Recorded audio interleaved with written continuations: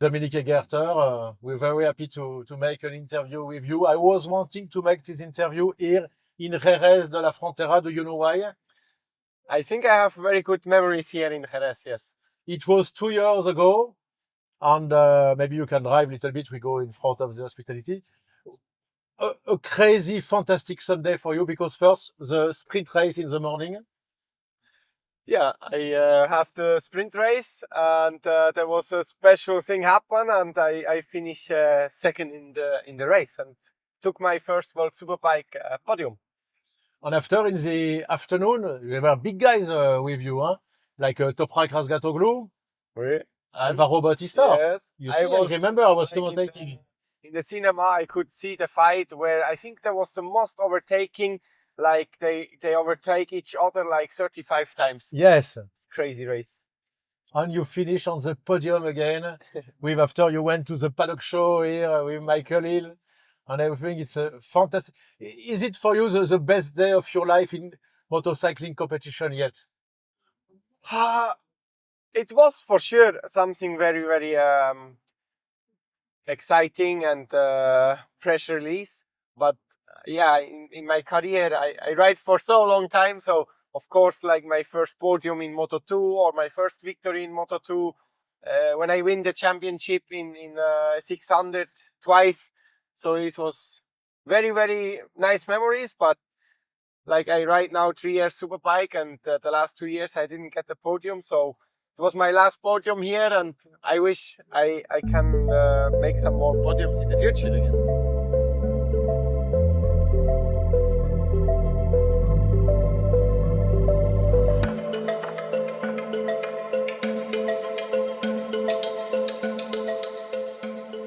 My starting was with very young. I was 3 years old when I started riding in front of my father and mother garage, and with 5 years old I did my first motocross race. And I read a lot about you to prepare this interview. I understood that when you were very young like this, maybe the neighbor complained a little bit about the noise. Explain me. Yeah, exactly.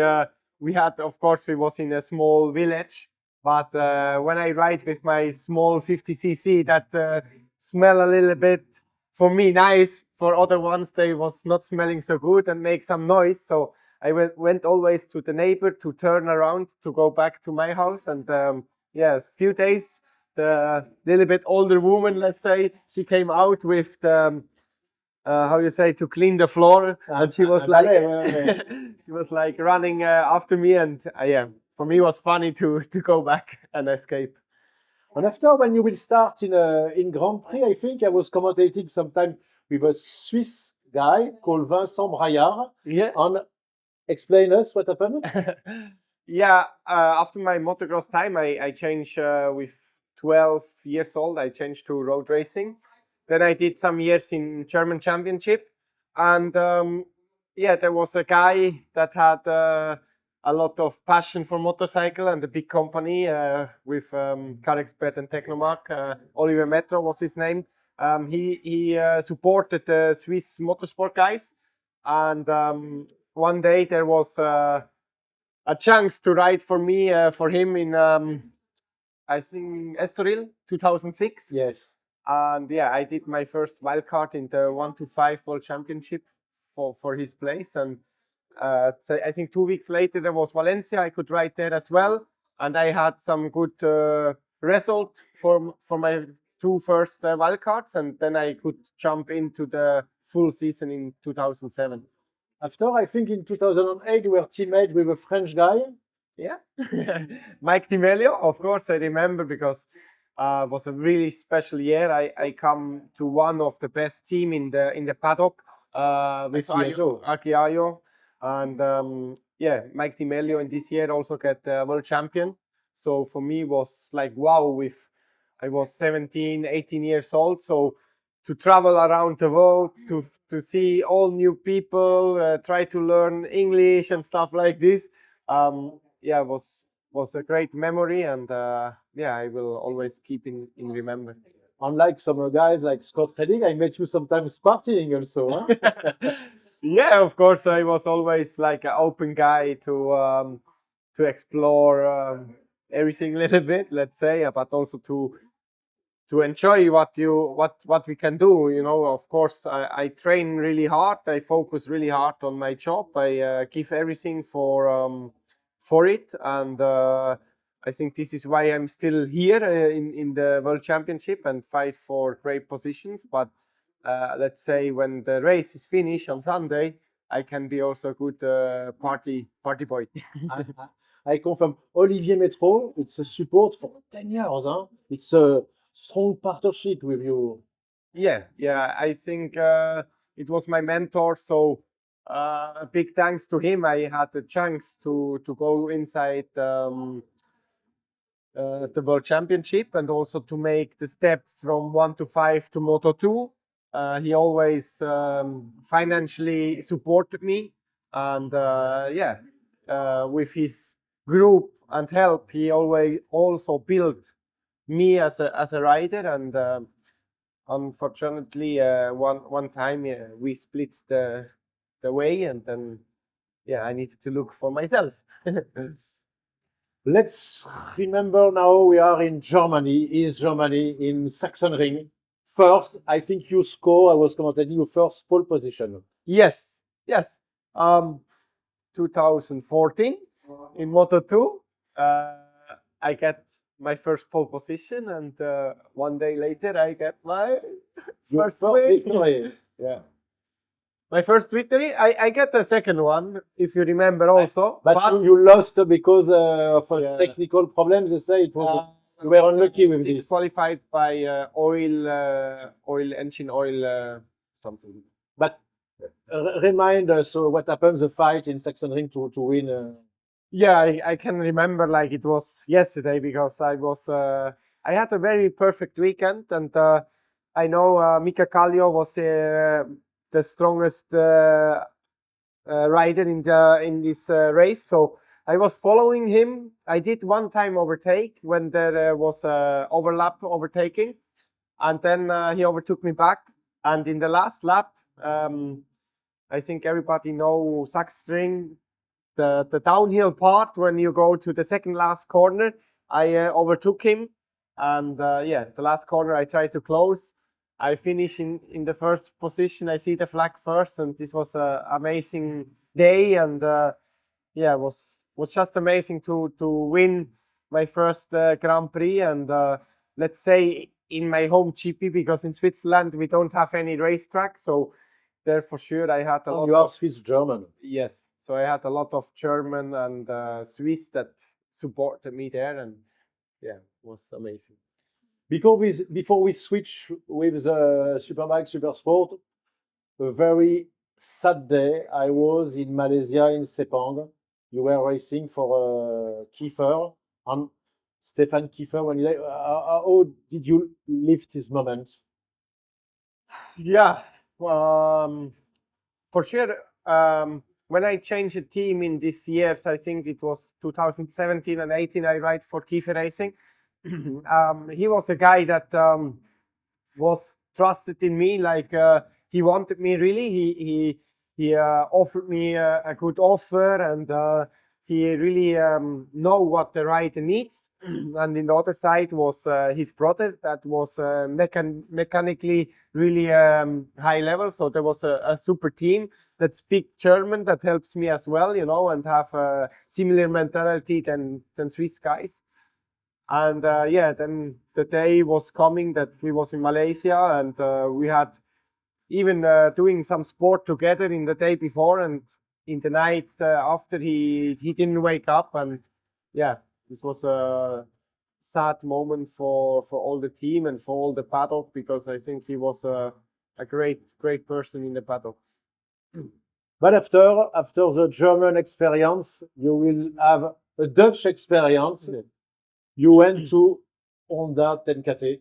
Yamaha 10KT.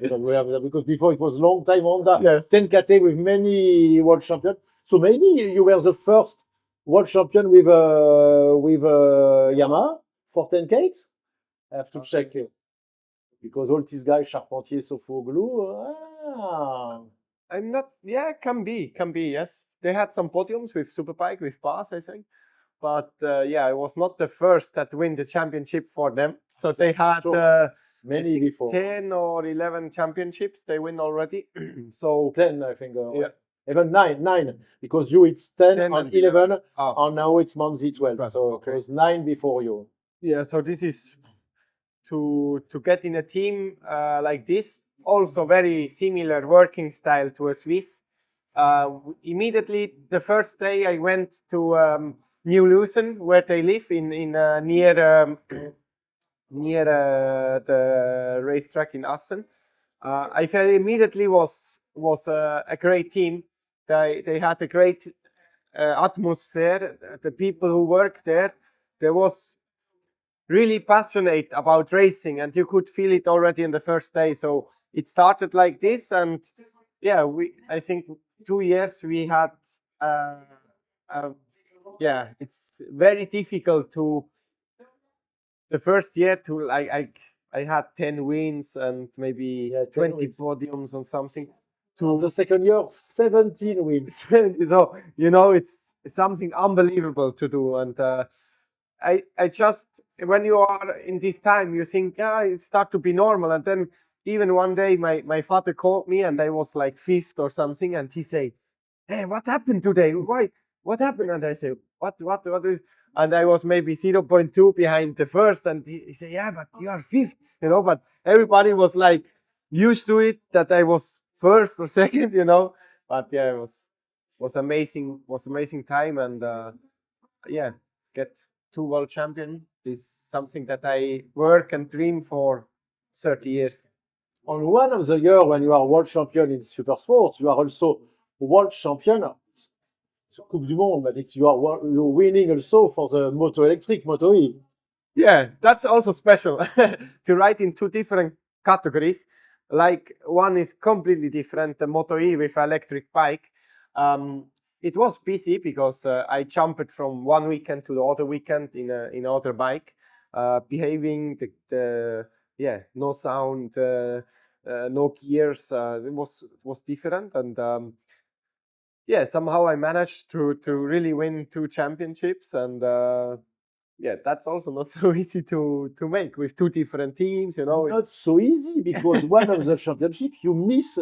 The priority was Moto E, so you couldn't race. It was in Barcelona, maybe. But yes, exactly. You lost 50 points possibly, but still you managed to be champion. Yeah, when you have 12 races, okay, in super sport we had always 2 races per weekend, but I didn't ride in one weekend, so to win still some race before the season end, so it means I had a good marching to the second one. So yeah, it's something unbelievable what we achieved, and let's see what's in my future then. In your palmarès, you lost, you say 2 GP, 1 GP only, because you keep only Saxonry because this problem that you explained. And after, you lost a championship in Moto E. It was a little bit unfair, explain us, because this you really deserve.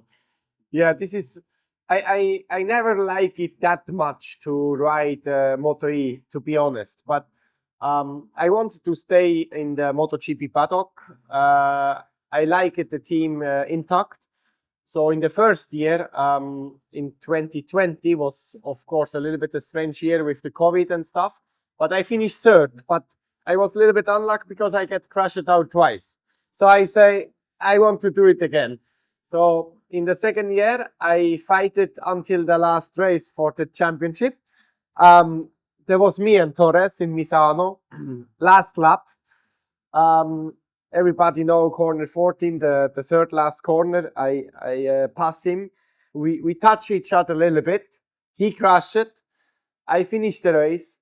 I win the championship, and I did my celebration lap. I come to the Parc Fermé. And after 10 minutes, they say, Say, Mr. Dominique Aegerter, what did you do?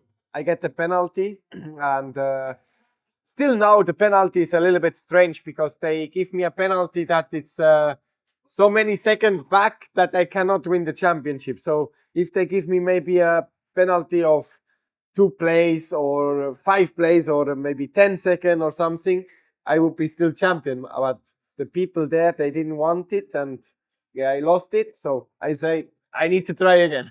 Exactly, but you were champion after double champion the same year, and after you went for 3 years to World Superbike. Yeah. So explain us this experience.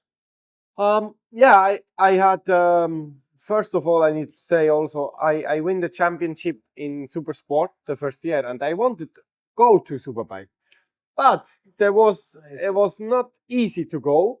There was no team that really had a place or wanted a Swiss guy with 31 or something like this, and I was quite disappointed for it.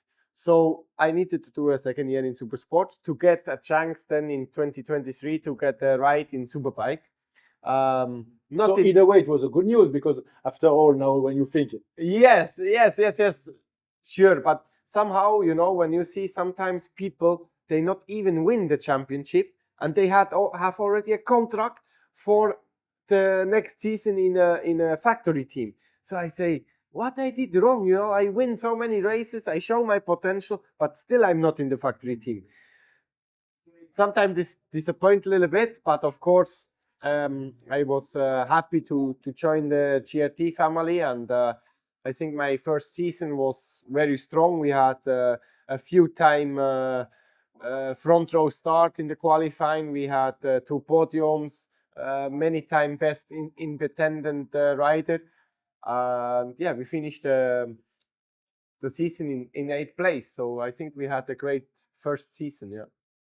okay, and now it will be finished. This weekend you are injured. We can show your hands. What happened with your hands? It will be okay. Yeah, it will be okay again, but I crashed in Valencia with a training accident, and I broken my fifth metacarpal, and I did a small operation to fix the bone. So yeah, I missed the Estoril last the second last race, and now this race here in Paris. And you say bye bye to your team. I saw a lot of emotion. When you say bye bye to every people from the team, I saw you crying. Yeah, You're a guy emotive like this a lot.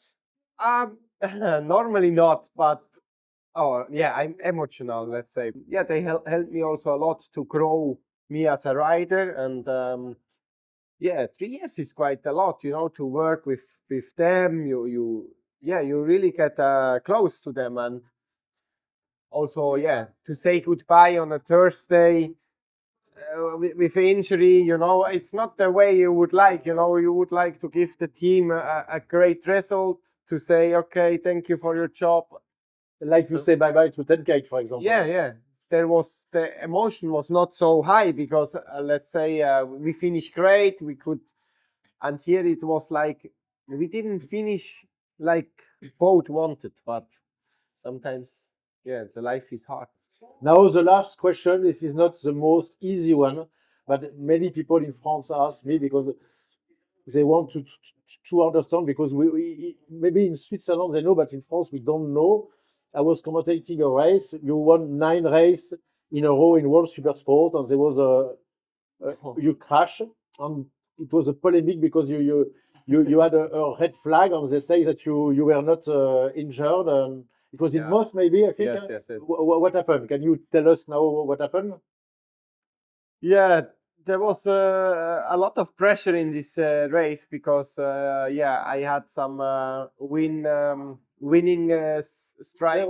Nine, Yes. 9 in a row. You were the top guy, huh? Yeah, Unbeatable. there was I was strong in every race. So in this race I started like 4, and then in the first corner I think Onshu was crashing me out. So first I wanted to run to my bike, and then I see many people crash it. So I say, maybe when there is so many people, they will stop the race. So I have the chance to start again. So I make a mistake to lay down again on the ground, like fake injury or something like this. But also in my head, I was so disappointed to get crushed out that I somehow it was a role between this, to think about something, but also to be really disappointed. And yeah, in the end, they declare me as unfit because they think I had a head injury. And I wanted to say them that it was not true, that I can still ride on Sunday. And I tell them this story. And then they say, because you did this, you cannot race for all the weekend. Bon, ouais. It's crazy. But only people who are not world champion or never race in their life cannot understand what, because you take your decision. It was a bad decision, but me, I forgive you. Okay? Oh, pardon, sorry. Oui,